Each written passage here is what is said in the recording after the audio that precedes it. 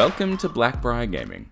Today I want to talk about a sneaky little inclusion we've had in the rulebook, now that most of us have our hands on it, that actually gives us a very strong hint, if not confirmation, of where we can expect the first supplement for Legions Imperialis to be set. So all we know at the moment confirmed about the first supplement, the first expansion for Legions Imperialis, is that the book is named The Great Slaughter. We also know that there'll be certain units coming in it. There'll be drop pods, jet bikes, land speeders, land raiders, amongst other things. Now, this here, there's been some conjecture on where this would be set. So the Great Slaughter, some people, myself included, were saying that perhaps it could be the drop site massacre, and they're going back to ground principles, I guess. It could be the Purge at Isfan 3 of the Traitor Legions, so that wouldn't make too much sense. Or a lot of people were saying perhaps it would be the Beta Garmin campaign. So let's have a look at this snippet out of the rulebook, which talks about the Beta Garmin campaign. Located at the center of the network of stable space lanes, which include the vital systems of Paramar and Lauren Alpha, the Beta Garmin system becomes the pivotal point upon which the course of Horus's entire campaign hinges. Captured early in the Age of Darkness by elements of the all-but-destroyed Salamander's Legion at the Battle of Nikron, Beta Garmin is a relentlessly contested region which the traitors cannot afford to abandon if they wish to approach Terra en masse and still retain the ability to supply their armies with the ill-gotten gains of the War Master's Dark Empire. For reasons barely understood by the Loyalist defenders, the ruin storm that occludes the warp begins to abate across vast swathes of the galaxy, allowing Rogel Dawn, through the potent astropathic relay at Beta Garmin, to contact and recall formerly lost or stranded forces from across the war-torn reaches of the Northern Imperium to the fortress world of Beta Garmin. This grand imperial muster at Beta Garmin rapidly escalates into the largest gathering of loyalists' might since the early years of the war, a concentration of force so impressive that the traitors have no choice but to respond in kind. The resulting clash of arms is monumental in scale. Billions of the Imperium soldiers perish in an event that becomes known as the Great Slaughter, as companies of Space Marines, hundreds of Solar Auxilia and Imperial Army regiments, dozens of Tagmata armies, and Titan legions are committed to the region. Much of the proud lineage of the Collegia Titanica is extinguished in one brief, brutal campaign known as the Titan Death, when thousands of God Engines are committed to the field of battle against one another. In addition, the largest fleet engagement of the Horus Heresy is fought across the region, this sea of fire lighting the conflicts raging on the ground in constant, false daylight and creating a seething false nebula of burning void ships. By the end of the Beta Garmin campaign, both sides are so thoroughly bled that their only remaining option for ultimate victory is to force a final, decisive confrontation, the Siege of Terra.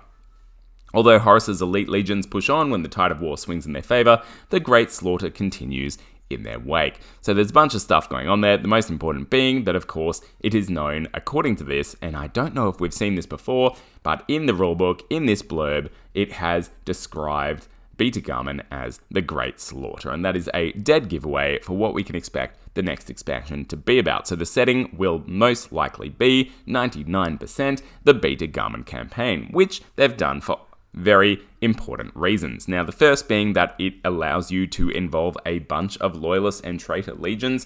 On the traitor side, mostly it is the Sons of Horus, the Iron Warriors, the Word Bearers, and the Emperor's Children. On the loyalist side, you've got the Imperial Fists, you've got the White Scars, the Blood Angels, and elements of the Salamanders as well. So there you go, you've got 8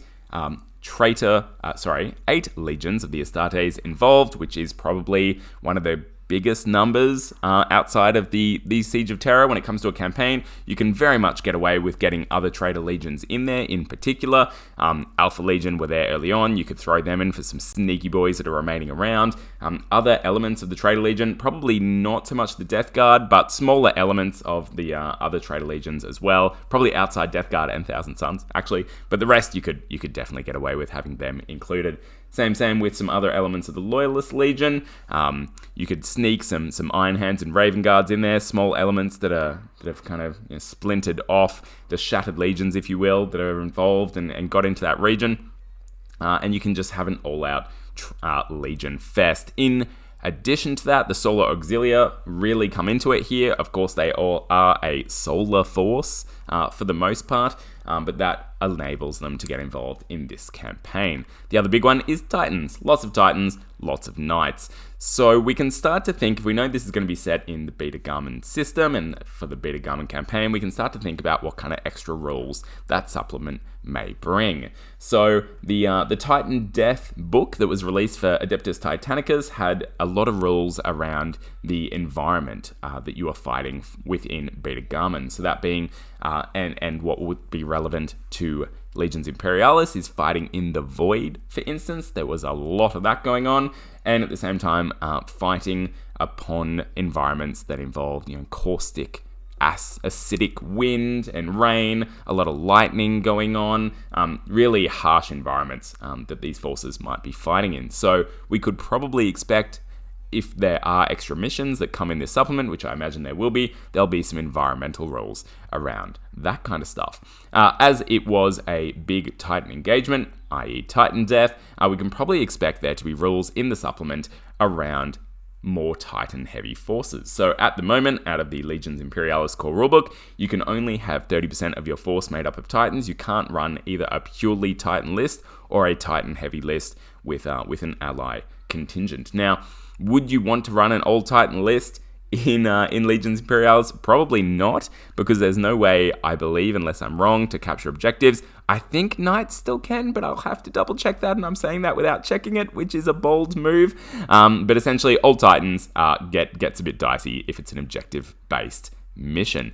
Now, the missions in this supplement may include some that don't have objectives in that sense, that you have to capture, and therefore you could run all Titan lists. Maybe that's how they're going to do it. Maybe they'll have additional rules around Titans capturing objectives, or they'll have forces that accompany the Titans, whether it be Knights or ground forces that fight with the Titans and are part of those Legios themselves, and that's how you bring then that Titan piece to it. There's all kinds of interesting stuff they can do, but I think what we'll see in the Great Slaughter, besides those extra Legion forces we know are coming, those extra units, I think we'll see a greater emphasis on Titans and a greater emphasis on environmental rules around those missions. So that's all I wanted to talk about today. I just wanted to share my discovery of the Great Slaughter, and I'm sure many other people have seen this. It wasn't exactly hidden, but it was a little aha moment for myself. I know for others it might have been obvious that this was going to be Beta Garmin. I was still up in the air, but I am now firmly in the Beta Garmin campaign camp for the Great Slaughter supplement book. Thank you so much for watching. Remember, keep rolling those dice and getting hyped for heresy.